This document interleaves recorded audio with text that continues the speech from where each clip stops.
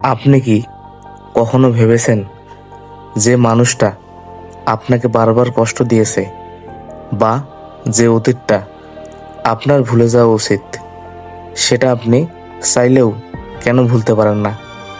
আপনি হয়তো ভাবেন এটা আপনার দুর্বলতা, কিন্তু সাইকোলজি বলছে অন্য কথা। একে বলা হয় জাইগর্নিক ইফেক্ট। এই থিওরি অনুযায়ী মানুষের মস্তিষ্ক সম্পূর্ণ হয়ে যাওয়া কাজের চেয়ে অসমাপ্ত বা অসম্পূর্ণ কাজগুলোকে বেশি মনে রাখে। যে সম্পর্কটা হঠাৎ করে শেষ হয়ে গেছে বা যে মানুষটার কাছ থেকে আপনি কোনো সঠিক উত্তর বা ক্লোজার পাননি, আপনার মস্তিষ্ক সেই অসমাপ্ত গল্পটাকে বারবার আপনার চোখের সামনে নিয়ে আসে।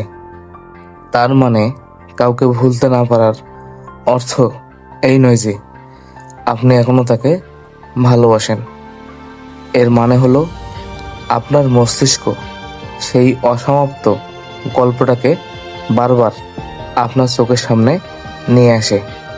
মাঝে মাঝে মেনে নিতে হয় যে কিছু প্রশ্নের কোনো উত্তর হয় না, আর কোনো ক্লোজার না পাওয়াটাই হলো জীবনের সবচেয়ে বড় ক্লোজার।